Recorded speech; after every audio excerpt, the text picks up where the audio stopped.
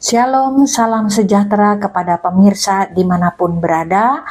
Kembali kita masuk di dalam topik memperbaiki hubungan yang rusak.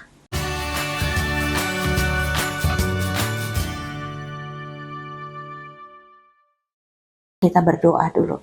Tuhan yang baik, bulu yang terkulai tidak dipatahkannya.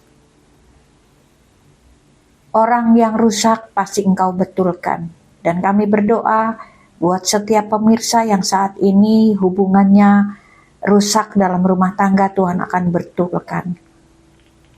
Biarlah firman ini menjadi berkat bagi kami semua. Dalam nama Yesus. Amin. Baik, satu topik yang cukup menarik, bagaimana memperbaiki hubungan yang rusak.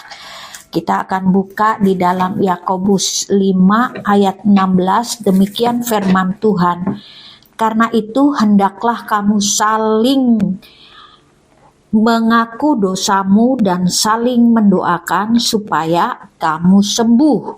Doa orang yang benar bila dengan yakin didoakan sangat besar kuasanya.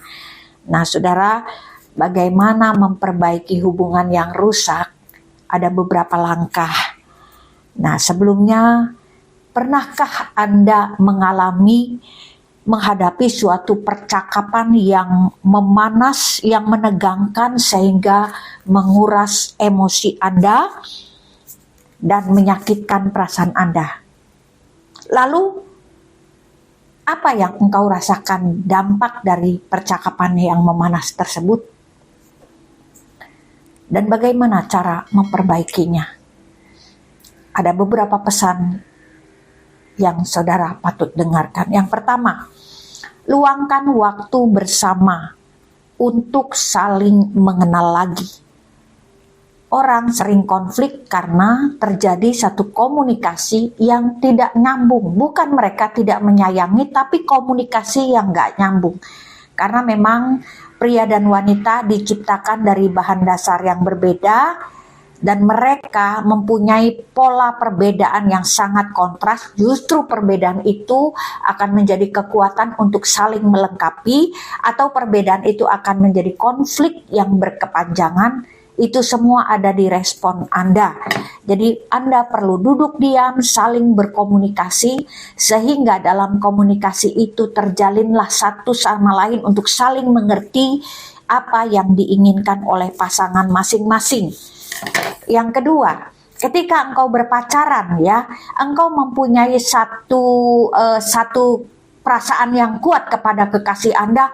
Aku jatuh cinta sama dia karena dia punya satu perbedaan yang luar biasa. Misalnya contoh, aku pacaran dengan pria ini karena dia tipe pekerja keras dan orang yang pantang menyerah sebelum yang diinginkan itu, yang dicita-citakan itu berhasil.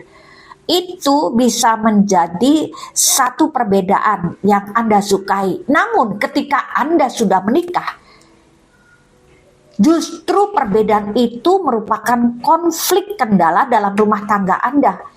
Karena apa? Tipe pekerja keras sehingga dia kurang waktu untuk Anda dan anak-anak. Itu bisa menjadi bumerang.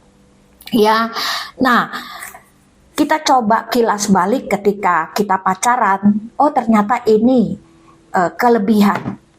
Nah, coba saudara pikirkan sesuatu yang positif, supaya tidak terjadi konflik. Yang ketiga, engkau catat kelemahan masing-masing, engkau catat kelebihan masing-masing. Oh, pasanganku kelemahannya bla bla bla bla. Oh, pasanganku kelebihannya bla bla bla bla. Lalu dibahas bersama dan cari poros tengah, jalan tengah yang baik.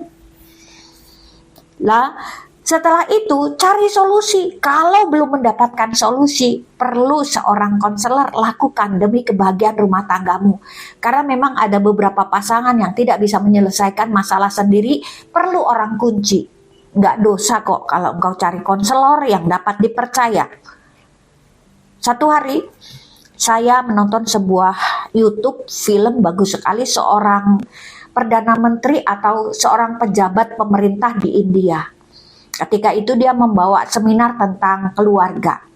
Lalu salah satu audiens bertanya, "Ibu, apakah engkau bahagia dalam pernikahanmu?" "Aku bahagia." "Ibu, apakah suamimu punya banyak kejelekan?" Lalu ibu tersebut, "Oh, teramat sangat-sangat banyak." Lalu ditanya lagi oleh audiens, "Apakah suami ibu punya kebaikan?" "Punya, tapi cuma satu." Lalu kembali audiens bertanya, "Ibu, kenapa engkau bisa bertahan dengan suami yang terlalu banyak kesalahan tapi hanya punya satu kebaikan?" Lalu jawaban itu membuat audiens terdiam sejenak. Dan ibu tersebut mengambil satu perumpamaan. Ada miliaran bintang-bintang di langit. Namun bintang itu akan sirna ketika matahari terbit. Ada banyak sekali kesalahan suamiku yang membuat aku terluka. Tapi kesalahan itu bisa sirna karena ada kasih di dalam rumah tangga. Nah, hari ini, kalau saat ini rumah tanggamu dalam keadaan runtuh, kalau saat ini rumah tanggamu dalam keadaan rusak,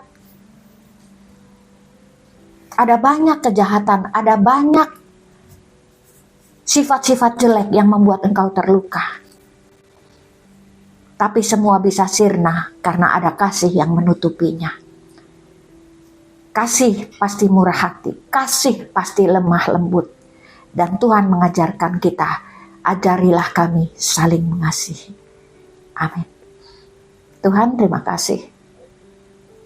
Kalau ada di antara pemirsa yang saat ini hubungannya telah rusak dalam rumah tangga, kami percaya buluh yang terkulai tidak Engkau patahkan. Kami percaya yang sudah rusak dibetulkan. Di tengah ombak dan arus pencobaan badai rumah tangga, Yesus memperhatikan. Dia memperhatikan setiap tetesan air mata. Bahkan yang rusak, Tuhan betulkan. Kami berdoa buat pemirsa dimanapun mereka berada. Biar Yesus menjadi pondasi dan rumah tangga mereka. Dalam nama Yesus, amin.